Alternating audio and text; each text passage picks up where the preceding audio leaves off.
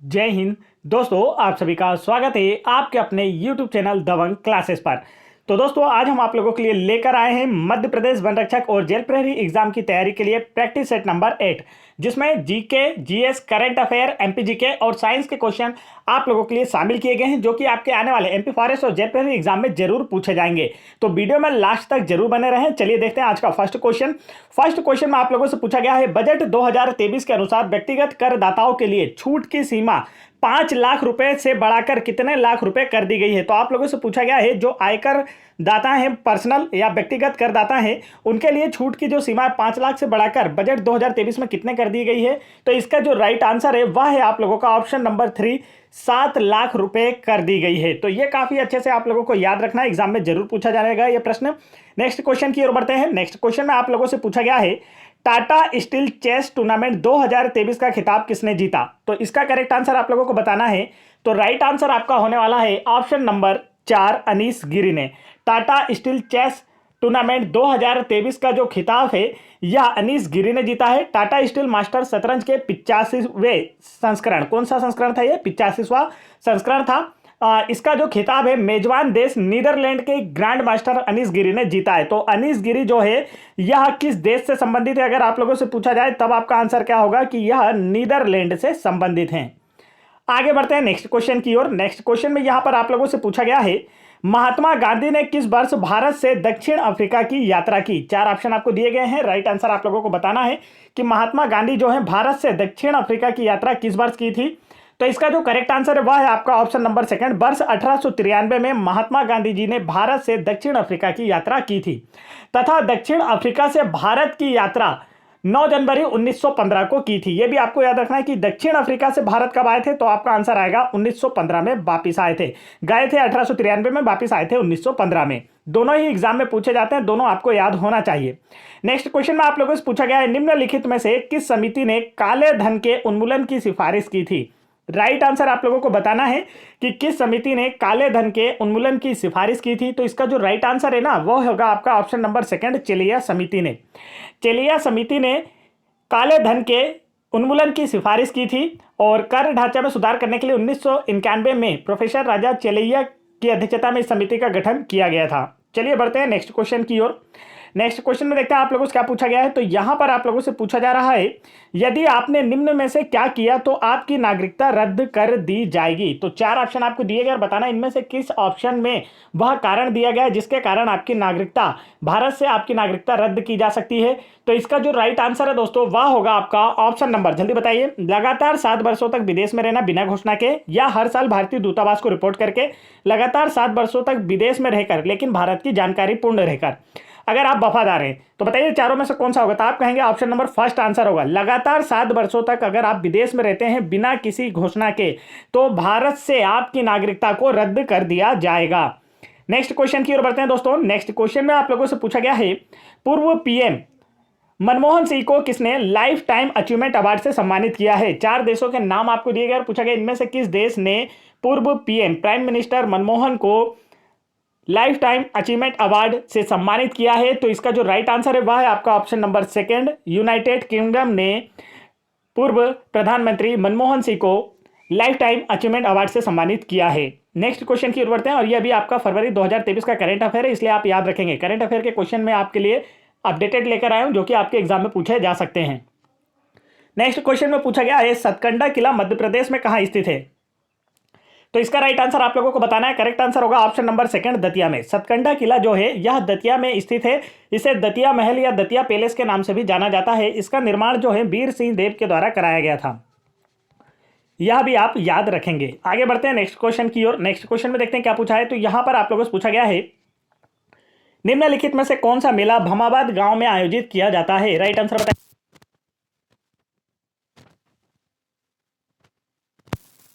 तो इसका जो राइट आंसर है दोस्तों वह है आप लोगों का ऑप्शन नंबर 2, तेजाजी का मेला। तेजाजी का मेला जो है यह गुना जिले के भमाबाद गांव में आयोजित किया जाता है।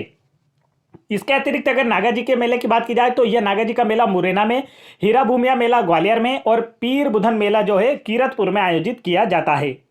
आगे चलते हैं। नेक्स्ट क्वेश्चन में आप लोगों से पूछा गया है, मुख्यमंत्री के नियुक्ति के संबंध में संविधान के किस अनुच्छेद में प्रावधान है।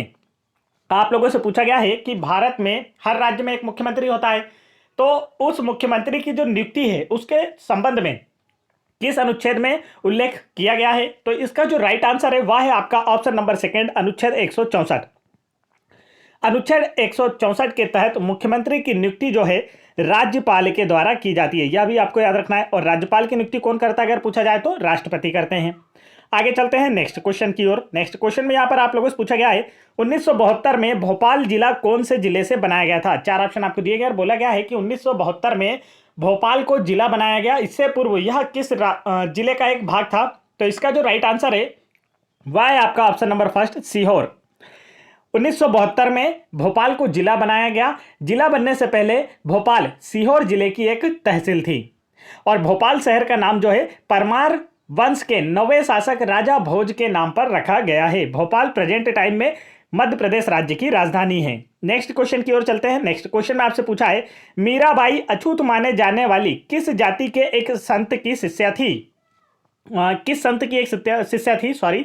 तो यहां पर जो राइट आंसर वह है रविदास जी की। मीराबाई जो हैं यह अछूत माने जाने वाली जाति के एक संत रविदास जी की शिष्या थी। मीराबाई जो है यह कृष्ण भक्ति शाखा से संबंधित हैं। आगे चलते हैं नेक्स्ट क्वेश्चन की ओर। नेक्स्ट क्वेश्चन की ओर बढ़ने से पहले दोस्तों मैं आपको बता दूं, यदि आप लोग एमपी फॉरेस्ट और जेल प्रहरी एग्जाम की प्रिपरेशन कर रहे हैं और अपनी प्रिपरेशन को और बेहतर करना चाहते हैं तो आप हाल ही में कंडक्ट कराई गई एमपी गवर्नमेंट की प्रीवियस ईयर एग्जाम जैसे कि एमपी पुलिस कांस्टेबल एग्जाम 2022, अबकारी एग्जाम 2023 और पटवारी एग्जाम 2023 की सभी शिफ्टों की पीडीएफ फाइल को वीडियो के डिस्क्रिप्शन में दी गई लिंक पर क्लिक करके इसे पढ़कर आने वाले एग्जाम की प्रिपरेशन को और बेहतर कर पाएंगे। क्योंकि अभी एग्जाम में आपसे क्या पूछा जा रहा है, एग्जाम का क्या लेवल चल रहा है, इनकी पीडीएफ देखकर इनकी सभी शिफ्टों के सॉल्यूशन कर आपको पता चलेगा। तो यदि आप लोगों को इन एग्जाम की सब्जेक्ट वाइज पीडीएफ या फुल पीडीएफ डाउनलोड करना है तो आप वीडियो के डिस्क्रिप्शन में दी गई लिंक पर क्लिक करके डाउनलोड कर सकते हैं। सब्जेक्ट वाइज पीडीएफ डाउनलोड करने का यह फायदा होता है कि जब आप मैथ्स पढ़ रहे होते हैं तो आपको सिर्फ मैथ्स के ही क्वेश्चन एक साथ आते हैं, पूरे 70 शिफ्टों के पटवारी के या आप लोग कह सकते हैं कि कांस्टेबल के। क्योंकि अगर आप पूरी शिफ्ट पीडीएफ पढ़ते हैं तो उसमें आपको 25 क्वेश्चन में से के मिलेंगे, फिर उसके बाद स्क्रॉल करके आपको नीचे जाना पड़ेगा अगली शिफ्ट में 25 क्वेश्चन ढूंढने के लिए। लेकिन सब्जेक्ट वाइज पीडीएफ में ऐसा नहीं होता। अगर आप जीके पढ़ रहे हैं तो एक लाइन से पूरी 70 शिफ्टों का जीके एक साथ पढ़ सकते हैं, साइंस पढ़ रहे हैं तो पूरी 70 शिफ्टों का साइंस एक साथ पढ़ सकते हैं, हिंदी पढ़ना चाहते हैं तो पूरी 70 शिफ्टों का हिंदी भी एक साथ पढ़ सकते हैं, जो कि आपके फॉरेस्ट एग्जाम में जरूर पूछा जाएगा। तो आपको सब्जेक्ट वाइज पीडीएफ डाउनलोड करना है या फिर पूरी पीडीएफ डाउनलोड करना है तो आप वीडियो के डिस्क्रिप्शन में दी गई लिंक पर क्लिक करके आसानी से डाउनलोड कर सकते हैं। नहीं तो इस नंबर पर, जो नंबर मैं आपको स्क्रीन पर दे रहा हूं, इस नंबर पर व्हाट्सअप करके भी आप हमसे आसानी से सारी पीडीएफ प्राप्त कर सकते हैं। और जितने भी प्रैक्टिस सेट आपको कराए जा रहे हैं इन सभी की पीडीएफ आपको टेलीग्राम चैनल पर फ्री में प्रोवाइड कराई जा रही है। आप टेलीग्राम चैनल जरूर ज्वाइन कर लें, वीडियो के डिस्क्रिप्शन में आपको लिंक मिल जाएगी। नेक्स्ट क्वेश्चन देखिए, यहां पर बोला है परधोनी कौन से समुदाय का लोकप्रिय नृत्य रूप है?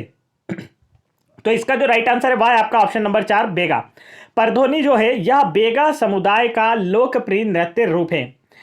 परधोनी नृत्य में नवयुवक हाथी की पोशाक पहनकर नृत्य करते हैं। यह भी आप याद रखेंगे कि कौन सी पोशाक पहनते हैं, तो नवयुवक हाथी की पोशाक पहनकर नृत्य करते हैं। बेगा जनजाति जो है यह प्रोटो ऑस्ट्रेलाइट समूह का प्रतिनिधित्व करती है। ऐसा क्वेश्चन अभी आपके आबकारी एग्जाम में पूछा गया था 4 ऑप्शन देकर कि प्रोटो ऑस्ट्रेलाइट समूह का जो निर्धारण है किस जनजाति के द्वारा किया जाता है, आपका आंसर बेगा था। बेगा जनजाति के गांव को पूर्वा कहा जाता है। यह भी आप लोग याद रखेंगे। अभी हाल ही में पटवारी एग्जाम 2023 में यह क्वेश्चन पूछा गया था कि बेगा जनजाति के गांव को क्या कहा जाता है, आपका आंसर होगा पूर्वा।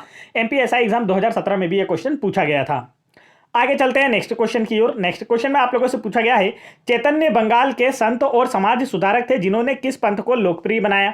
तो इसका राइट आंसर आप लोगों को बताना है। करेक्ट आंसर जो होगा दोस्तों वह होगा आपका ऑप्शन नंबर 2, कृष्ण। ठीक है, कृष्ण भक्ति या कृष्ण पंथ को क्या बनाया था, लोकप्रिय बनाया था चैतन्य प्रभु ने।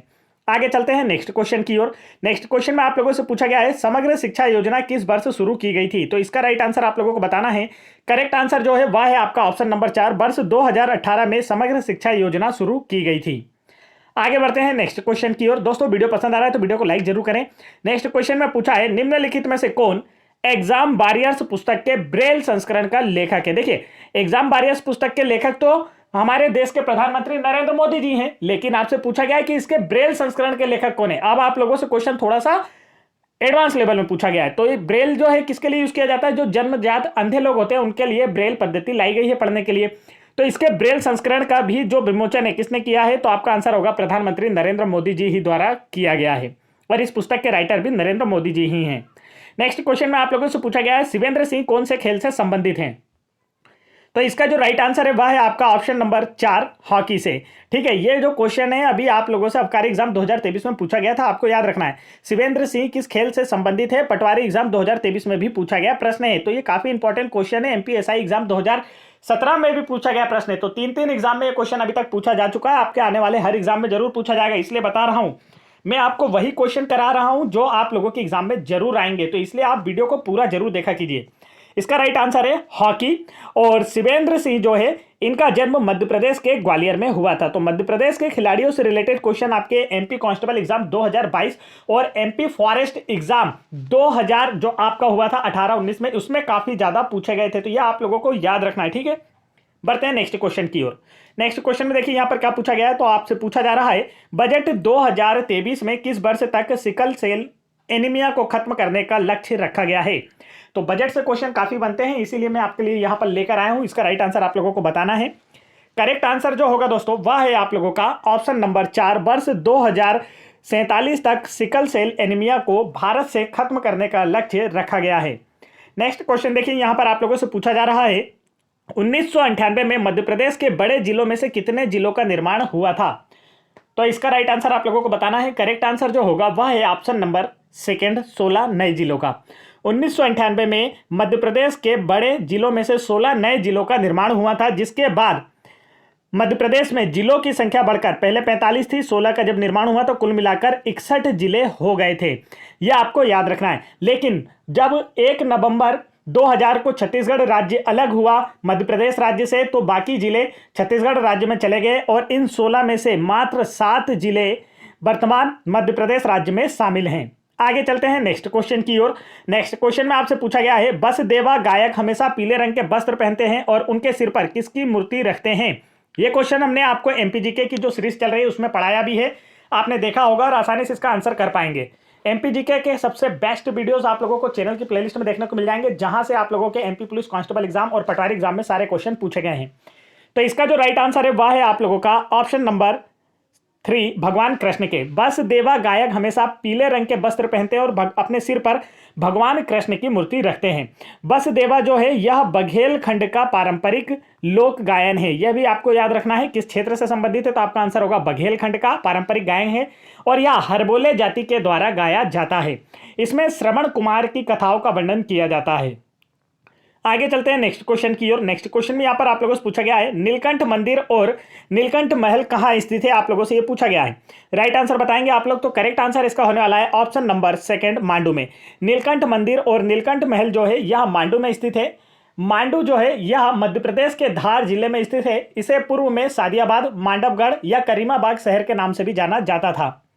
यहां पर जहाज महल, दाई महल, रानी रूपमती महल, बाज बहादुर महल, नीलकंठ मंदिर, नीलकंठ महल, यह सभी क्या हैं, दर्शनीय स्थल हैं। आगे चलते हैं नेक्स्ट क्वेश्चन की ओर। नेक्स्ट क्वेश्चन में देखते हैं आप लोगों से क्या पूछा जा रहा है। तो यहां पर आप लोगों से पूछा गया है निम्नलिखित में से किस अणु में ट्रिपल बॉन्ड होता है। तो हमारे जो जीके, जीएस, एमपी जीके और साइंस के क्वेश्चन से समाप्त होते हैं, अब साइंस के क्वेश्चन स्टार्ट होते हैं, तो आप बने रहेंगे। यहां पर पूछा है निम्नलिखित में से किस अणु में ट्रिपल बॉन्ड होता है। तो करेक्ट आंसर जो है वह है आपका ऑप्शन नंबर 2 नाइट्रोजन में जो है ट्रिपल बॉन्ड होता है। यह आप लोगों को याद रखना है।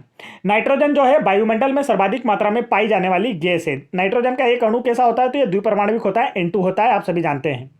नेक्स्ट क्वेश्चन देखिए यहां पर क्या पूछा गया है। तो नेक्स्ट क्वेश्चन में पूछा है निम्नलिखित में से किसमें विटामिन सी उच्च मात्रा में पाया जाता है। 4 ऑप्शन आपको दिए गए और पूछा गया विटामिन सी किसमें उच्च मात्रा में पाया जाता है। मांस, अंडे की जर्दी, मछली या जिगर, मछली के जिगर का तेल या फिर खट्टे फल। राइट आंसर होगा ऑप्शन नंबर 4 खट्टे फल में। खट्टे फल में विटामिन सी उच्च मात्रा में पाया जाता है। विटामिन सी का जो प्रचुरतम स्रोत है वह आंवला है, यह भी आप लोग याद रख सकते हैं। मछली के जिगर के तेल में विटामिन ए और विटामिन डी प्रचुर मात्रा में पाया जाता है। विटामिन डी का जो प्राकृतिक स्रोत है वह सूर्य का प्रकाश है और इसके अतिरिक्त विटामिन डी ओनली मछली के तेल में ही पाया जाता है। आगे बढ़ते हैं नेक्स्ट क्वेश्चन की ओर। नेक्स्ट क्वेश्चन में यहाँ पर आप लोगों से पूछा गया अल्पाइन वन भारत में कहाँ पाए जाते हैं। तो इसका राइट आंसर आप लोगों को बताना है। तो करेक्ट आंसर जो होगा दोस्तों वह होगा आपका option number 3 Himalaya. Alpine one जो है हिमालयी श्रेणी में पाए जाते हैं। जिस जगह का टेम्परेचर 10 डिग्री सेंटीग्रेड से हमेशा कम होता है, ऐसी जगहों पर अल्पाइन वन पाए जाते हैं। आगे चलते हैं नेक्स्ट क्वेश्चन की ओर। नेक्स्ट क्वेश्चन में यहां पर पूछा गया है मृदा अपरदन को रोकने या कम करने के क्या उपाय हैं। 4 ऑप्शन आपको दिए गए हैं और बोला गया मृदा अपरदन को रोकने या कम करने के उपाय क्या हैं। जैव विविधता को कम करके, भूमि को ढलुदार बनाकर, पेड़ों की संख्या बढ़ाकर या सीढ़ी बनाकर।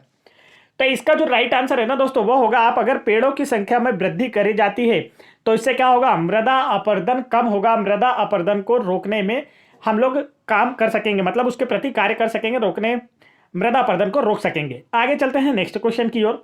नेक्स्ट क्वेश्चन में आप लोगों से पूछा गया है भारत में धारणीय विकास के दृष्टिकोण से विद्युत उत्पादक का सबसे अच्छा स्रोत कौन सा है। आप लोगों से ये पूछा जा रहा है कि भारत में विद्युत उत्पादक का सबसे अच्छा स्रोत कौन सा है, तो राइट आंसर होगा जल विद्युत। भारत में उत्पन्न कुल ऊर्जा में सबसे अधिक जो भाग है वह जल विद्युत ऊर्जा से ही। देखिए यहाँ पर विद्युत उत्पादक का सबसे अच्छा स्रोत कौन सा है, तो आप कहेंगे कि जल विद्युत है। आगे चलते हैं नेक्स्ट क्वेश्चन की ओर। नेक्स्ट क्वेश्चन में आप लोगों से क्या पूछा गया, तो यहां पर पूछा जा रहा है किस भारतीय राज्य ने सबसे पहले बायोडीजल को अपनाया। 4 ऑप्शन आपको दिए गए, पूछा गया किस भारतीय राज्य ने सबसे पहले बायोडीजल को अपनाया था या अपनाया है। तो इसका जो राइट आंसर है वह है आपका ऑप्शन नंबर 3, राजस्थान राज्य ने सबसे पहले बायोडीजल को अपनाया है। मौजूदा समय में बायोडीजल में 20% जैव ईंधन मिलाया जाता है। तो यह क्वेश्चन भी आप याद रखेंगे, अगर आपसे पूछा जाए कि मौजूदा समय में बायोडीजल में कितना जैव ईंधन मिलाया जाता है तो आपका आंसर होगा 20%। आगे बढ़ते हैं नेक्स्ट क्वेश्चन की ओर। नेक्स्ट क्वेश्चन में आप लोगों से पूछा जा रहा है एक हरे पौधे में प्रकाश संश्लेषण का प्रारंभिक उत्पाद होने की सर्वाधिक संभावना क्या है। तो आपसे पूछा गया कि एक हरे पौधे में प्रकाश संश्लेषण का प्रारंभिक उत्पाद क्या हो सकता है। तो इसका जो राइट आंसर है वह होगा आपका ऑप्शन नंबर 2, एक साधारण चीनी। चलिए बढ़ते हैं नेक्स्ट क्वेश्चन की ओर। नेक्स्ट क्वेश्चन में यहां पर आप लोगों से पूछा गया है पादप कोशिका के किस स्थान में प्रकाश संश्लेषण की क्रिया होती है। तो इसका जो राइट आंसर है वो आपको बताना है दोस्तों। तो करेक्ट आंसर आप लोगों का होगा ऑप्शन नंबर 4, हरित लवक। पादप कोशिका के किस स्थान पर प्रकाश संश्लेषण की क्रिया होती है, तो आपका आंसर होगा हरित लवक। हरित लवक जो है यह एक वर्णक होता है जो कि प्रकाश संश्लेषण की क्रिया को करता है। आगे चलते हैं नेक्स्ट क्वेश्चन की ओर। नेक्स्ट क्वेश्चन में आप लोगों से पूछा गया निम्नलिखित में से किस भौतिक राशि में केवल परिणाम है लेकिन कोई दिशा नहीं है।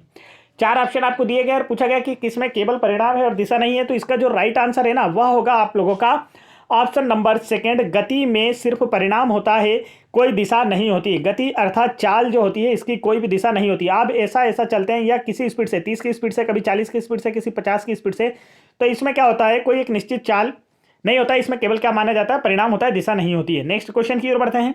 नेक्स्ट क्वेश्चन में यहाँ पर आप लोगों से पूछा गया निम्नलिखित में से किस कीट के पंख ढके होते हैं। 4 ऑप्शन आपको दिए गए और पूछा गया किस कीट के पंख ढके होते हैं। तो राइट आंसर होगा ऑप्शन नंबर 3, भृंग कीट के पंख ढके होते हैं। भृंग घास के मैदानों, वर्षा वनों, नमक के मैदानों में पाए जाते हैं।